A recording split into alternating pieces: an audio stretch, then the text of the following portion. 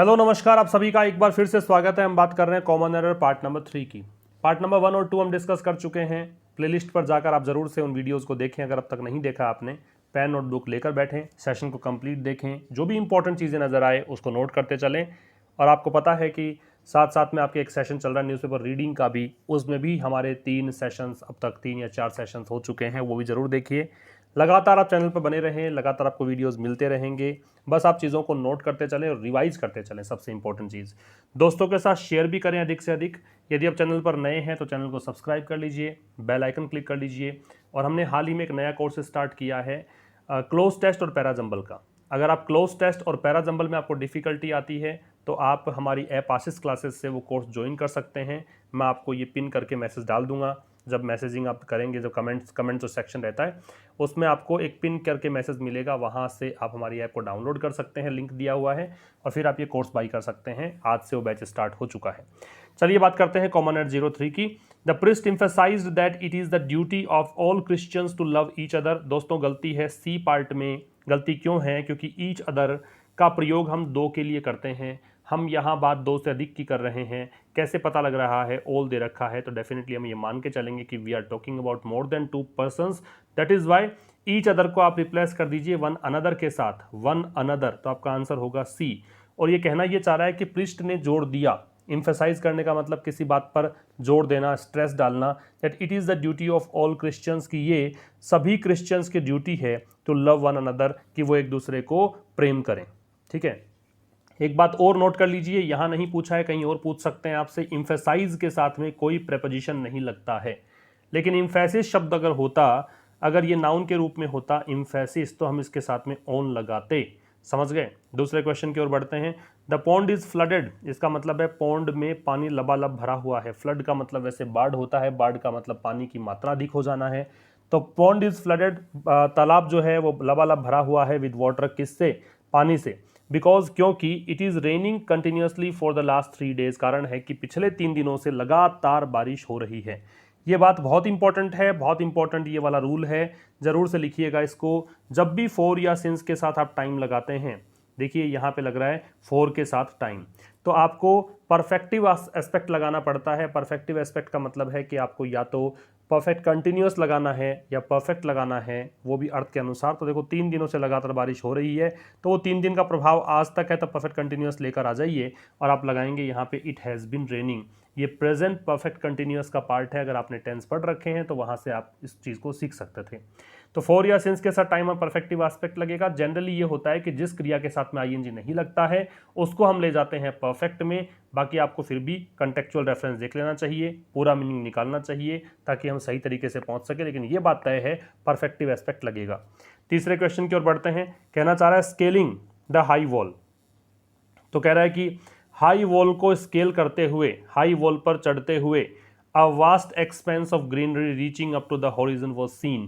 क्या कहना चाह रहा है? बहुत बड़े स्तर पे, वास्ट का मतलब विशाल, एक्सपेंस का मतलब विस्तार, ग्रीनरी का मतलब हरियाली, reaching up to the horizon वो हरियाली जो कि पहुंच रही थी, क्षितिज तक जा रही थी, वो सीन उसको देखा गया।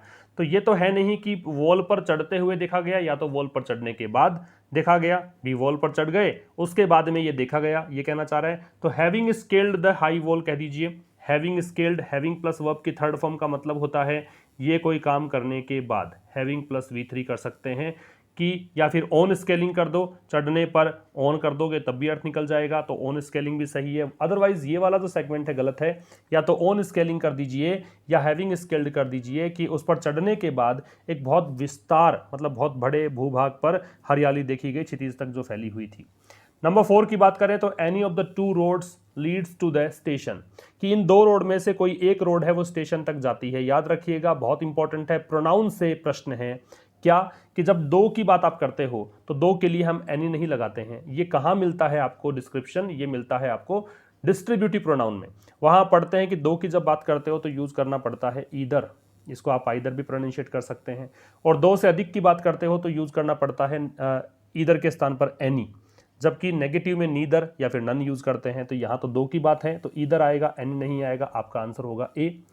नंबर 5 की बात करें, दिस इज द बॉय, ये वो लड़का है who I think had one. अगर मैं आई थिंक को हटा देता हूं तो ये वो लड़का है जिसने यहाँ पे गोल्ड मेडल जीता था, किसमें, डांस कंपटीशन में, जो नाच गायन की प्रतियोगिता थी वहाँ पे गोल्ड मेडल जीता, यही वो लड़का है। आई थिंक का कोई महत्व नहीं है, तो कह रहा है मुझे लगता है कि यही वो लड़का है। तो हु सब्जेक्ट हुआ, ये वर्ब हुई, और सब्जेक्ट की जब जरूरत है तो हु ही आता है, यहाँ कोई गलती नहीं है, आपका आंसर आएगा नो एरर। अगले प्रश्न की ओर बढ़े तो the river has overflowed its banks. तो देखिए ओवरफ्लोन दे रखा है, आपको ये तीन चीजें मैं सिखा देता हूं यहाँ पे। एक तो आप लिखिएगा फ्लाई, फ्लाई की सेकंड फॉर्म करते हैं फ्लू, FLEW, फिर करते हैं फ्लॉन, FLOWN, ठीक है। एक करिए आप यूज ब्लो, ब्लो की सेकंड फॉर्म करते हैं ब्लू, एक करते हैं ब्लॉन। ब्लू क्या होता है, हवा का बहना होता है, फ्लाई क्या होता है, उड़ना होता है। तीसरा आप लिखिए फ्लो, पानी का बहना, इसकी सेकंड फॉर्म करोगे तो फ्लोड, ईडी जोड़ देंगे, और थर्ड फॉर्म करोगे तो भी फ्लोड, ईडी जोड़ देंगे, ठीक है। रेगुलर वर्ब का प्रकार है ये।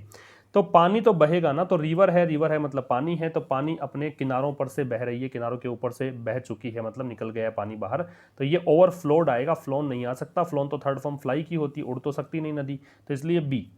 नंबर 7 की बात करें तो IIM Calcutta's MBA programme is regarded as the finest in the country की। IIM जो कैलकाटा है उसका जो MBA प्रोग्राम है उसको रिगार्ड किया जाता है, मतलब माना जाता है किस रूप में, देश में सर्वश्रेष्ठ। तो रिगार्ड के साथ में एज लग सकता है। एक बात और याद रखिएगा, कुछ और भी वर्ब्स होती हैं ऐसी, डिस्क्राइब होता है, ट्रीट होता है, नो होता है, व्यू होता है ना, इन सब के साथ में आप एज लगा सकते हैं, तो कोई एरर नहीं है, D. Number 8, one of the most widely spread bad habit is the use of tobacco. तो कह रहा है कि जो सबसे बुरी आदतें हैं उनमें से एक बुरी आदत है क्या, यूज ऑफ टोबैको। अब होता क्या है, वन ऑफ द वाले के अंदर वन की बात नहीं कर रहे आप, वन की बात तो कर रहे हैं लेकिन पहले ग्रुप चाहिए, उनमें से एक निकालोगे, तो इसलिए ग्रुप चाहिए, तो यहाँ पे आप हैबिट्स करते हो, रूल में समझोगे इसको तो ऐसे समझिए कि one of the, none of the, each of the, ये सब पढ़ते आते हैं आप लोग स्कूलिंग में, कॉलेज, आपके जो इंस्टीट्यूशंस वगैरह होते हैं वहाँ पे आपको प्लूरल नाउन लगाना होता है। और कारण इसका ये है कि वन ऑफ द है तो ऑफ जो होता है ना वो अपने साथ में ग्रुप चाहिए होता है इसको, और ग्रुप कभी भी एक चीज़ से नहीं बनता है, एक से अधिक चाहिए होता है, तो एक से अधिक चाहिए तो हैबिट्स करेंगे। तो जो भी बुरी आदतें हैं उन बुरी आदतों में से एक आदत ये भी है क्या, टोबैको का यूज। इसके बाद में अचिल विंड, चिल विंड, चिल्ड है वो एक एडजेक्टिव है, चिल्ली भी होता है एडजेक्टिव, चिल भी होता है, विंड का मतलब हवा, ब्लू मतलब बही, मैंने कहा था ना ब्लो की सेकंड फॉर्म ब्लू होती है, तो ये हवा बही। एंड आईसी फिंगर्स, और बर्फीली अंगुलियां, ऑफ डेथ, मृत्यु की। अब ये crept up my spine, crept up नहीं आएगा, क्रेप्ट इनटू आएगा, या क्रेप्ट थ्रू माई स्पाइन आएगा, मतलब सिरहन सी जब जाग रही है, शरीर में एकदम ठंडापन महसूस हो रहा है, तो शरीर के अंदर से महसूस हो रहा है। क्रेप्ट अप माई स्पाइन जो है, क्रेप्ट अप स्पाइन का तो एक इडियोमेटिक एक्सप्रेशन, इसका मतलब प्रभावित करना होता है, तो यहाँ तो है सिरहन उठना, तो ठंडी हवा बह रही थी, और आईसी फिंगर जो डेथ की थी वो मेरे मतलब मेरे जो स्पाइन है, मेरुदंड है, उसमें एकदम सिरहन सी पैदा उसने की, तो यहाँ पे क्या आएगा, क्रेप्ट इनटू, अप के स्थान पे सी। Such rules do not apply to you and I, ऐसे रूल्स जो हैं वो मेरे पर और तुम पर अप्लाई नहीं होते। तो टू प्रेपोजिशन है, प्रेपोजिशन बाद में ऑब्जेक्टिव केस आता है, देखिए यू तो आ गया है लेकिन आई के स्थान पे ऑब्जेक्टिव केस मी आएगा, याद रखिएगा। टू प्रेपोजिशन है इसलिए ऐसा हुआ, प्रेपोजिशन के बाद में कौन सा केस लगाते हैं, हमेशा ऑब्जेक्टिव केस, तो आई के स्थान पे मी लगाना है। तो ये आपका सेशन नंबर 3 हमने डिस्कस कर लिया है। अब मुलाकात होगी नेक्स्ट सेशन में, तब तक के लिए नमस्कार, थैंक यू वेरी मच।